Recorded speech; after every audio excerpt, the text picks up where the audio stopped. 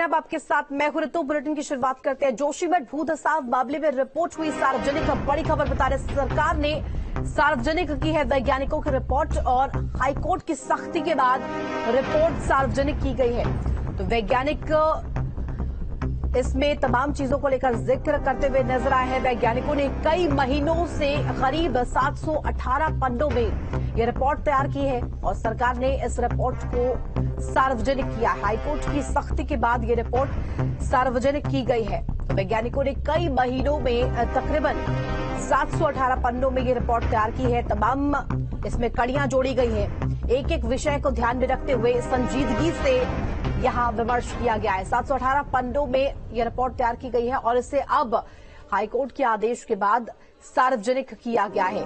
High court की सख्ती के बाद इस रिपोर्ट को सार्वजनिक किया गया है। तो वैज्ञानिकों ने कई महीनों के बाद कड़ी मेहनत करने के बाद 718 पन्नों की रिपोर्ट तैयार की है।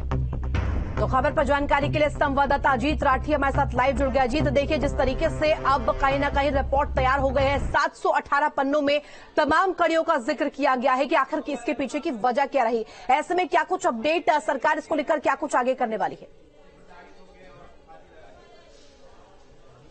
बिल्कुल, देखिए 718 पन्नों में बहुत सारे संवेदनशील बिंदु छुपे हुए हैं और छुपे हुए नहीं, वो तो एकदम प्रकाशित है। उनको अध्ययन करने की जरूरत है अब, क्योंकि सरकार के सामने रिपोर्ट आ चुकी है। सरकार का अगला कदम क्या होता है, ये एक महत्वपूर्ण बात रहेगी। संवेदनशीलता सरकार की क्या जोशीमठ को लेकर के है, ये भी एक अब सामने परिणाम आएगा। और जिस तरह की रिपोर्ट्स आई है उसमें ये भी कहा गया कि वैज्ञानिकों ने ये भी कहा है कि ये इलाका एमसीटी में यानी मेन सेंट्रल थ्रस्ट में आता है, इसलिए भूकंप का खतरा हमेशा बना रहता है। और जो 1/3 से भी ज्यादा इसको ओवरबर्डन हो गया है, यानी जोशीमठ पूरा शहर यानी 1/3 शहर अपनी उसकी भार क्षमता से ज्यादा हो गया है, यानी वो रहने लायक हिस्सा नहीं है। कुछ नई दरारें भी आ गई है, 42 नई दरारों का भी जिक्र किया है। जो अपने जो प्राकृतिक स्रोत थे पानी के, उन्होंने भी अपना रास्ता बदल लिया है। और 500, लेकिन इसमें पूरी रिपोर्ट में एक बड़ी चौंकाने वाली बात यह है कि जो 520 मेगावाट की विष्णुगाड़ जल विद्युत परियोजना है उसको क्लीन चिट दे दी गई है। लेकिन जीएसआई साथ में ये भी कह रही है कि 42 नई दरारें भी जोशीमठ में देखने को मिली हैं, जो पहले दरारें आई थी उनके अलावा।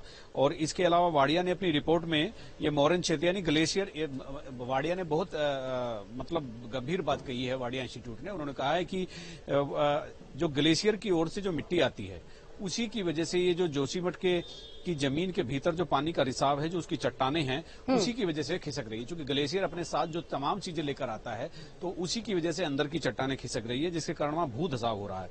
और एक national geophysical research institute Hyderabad, इसकी रिपोर्ट भी है। जोशीमठ में 20 से 50 मीटर गहराई तक के भू धसाव के प्रमाण मिले हैं।